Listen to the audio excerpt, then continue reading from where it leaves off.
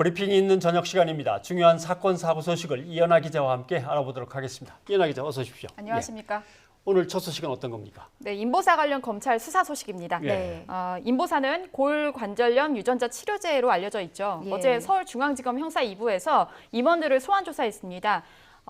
임원 소환 조사 명단은 좀 말씀을 드리면은 예. 코오롱 티슈진의 권모 전무와 그리고 최모 한국 지점장 등 임원을 불렀는데요. 권모 전무의 경우는 2017년 5월부터 상장 업무를 담당했었고 최모 지점장은 지난해 부임했습니다. 예. 이게 또 다른 검찰 수사도 진행 중입니까? 네, 맞습니다. 지난달 초에 있었는데요. 예. 검찰이 두 곳을 압수수색했습니다. 예. 코오롱 생명과학 본사인데 이 본사는 이제 인보사의 개발 판매를 관여한 곳이고요. 그리고 코오롱 티슈진 한국지점. 자, 이제 코오롱 티슈진은 미국에 세워진 인보사의 그 개발사인데요. 예. 그 미국 내 허가 판매를 담당하고요. 또 국내 허가와 판매를 담당하는 이 코오롱 생명과학의 자회사이기도 합니다. 예.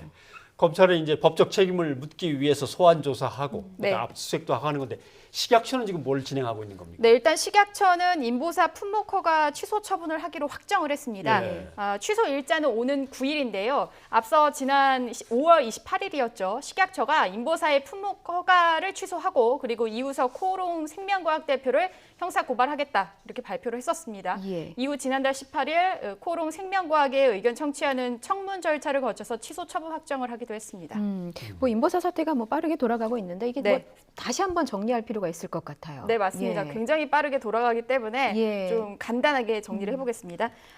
사람 연골세포 등이 담긴 이제 국내 첫 유전자 치료제다 이렇게 알려진 인보사는요. 예. 2017년에 처음으로 식약처에서 허가를 받았습니다. 하지만 인보사 치료제 속 성분이 연골세포가 아니라 이 종양을 유발할 가능성이 있는 신장세포인 것이 드러났고요. 예. 그리고 식약처는 허가 취소 확정을 했습니다. 그리고 투약 환자와 주주들이 이제 피해 손해배상 소송을 진행하고 있는데 투약 환자 주주들 숫자 집계가 된 것이 한 뭐 최대 9만 명 정도로 예. 추정이 되고 있는 상황입니다. 예. 그러면 수사의 쟁점은 뭐가 되는 겁니까? 쟁점도 한번 정리를 해보죠. 네, 예. 중요하죠, 쟁점. 예. 코오롱 측이 이제 인보사 성분 변경 사실을 언제 알았는지 시점이 중요합니다.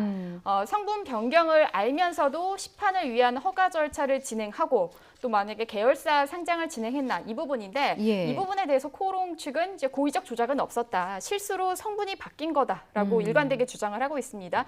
이 부분은 사실 이제 검찰 수사에서 밝혀야 될 부분이 되겠죠. 예. 그래서 만약에 코오롱의 고의성 수사를 통해서 이제 밝혀진다면은 무허가 성분이 포함된 의약품을 판매한 혐의 그리고 또 허위 정보를 이용해서 회사를 상장시키고 차익을 거둔 혐의가 적용이 가능할 것으로 보입니다. 자, 그리고 예.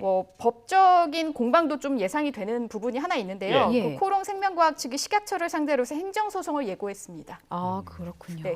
예. 지금 뭐 앞서 뭐 투약 환자와 주주들이 뭐 많으면 뭐 9만 명까지도 집계된다라고 하셨는데 예. 실제로 이렇게 투약 환자들의 경우는 굉장히 걱정이 많을 것 같습니다. 맞습니다. 그래서 집단 소송도 제기를 한 거죠. 예, 그렇습니다. 일단은 뭐 줄지어서 진행이 되고 있는데 1차에서는 244명이 예. 신청을 했었고요. 그리고 이번에 2차 523명 정도로 집계가 됩니다. 그래서 총 767명이 투약 환자들이 손해배상 청구 소송에 참여를 하는데 예. 사실 이 부분에 대해서 일각에서는요. 투약이 초기라서 뚜렷한 부작용이 안 보이고 또 전례가 없는 이런 상황이기 때문에 입증이 어려운 거 아니냐 이런 의견도 나오고 있는데요. 예. 관련해서 관계자 이야기 직접 들어보시죠. 이번 환자들의 민사소송에서 가장 중요한 건 결국 손해 입증 부분인데요.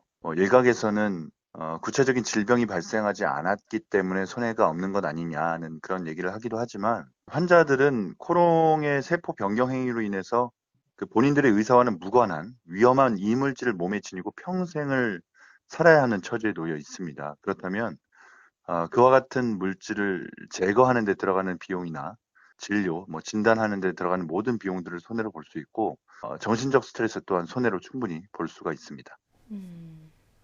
네, 그렇습니다. 관련해서 소식은 취재해서 계속 전달하고 보도하도록 하겠습니다. 네. 예, 알겠습니다. 자,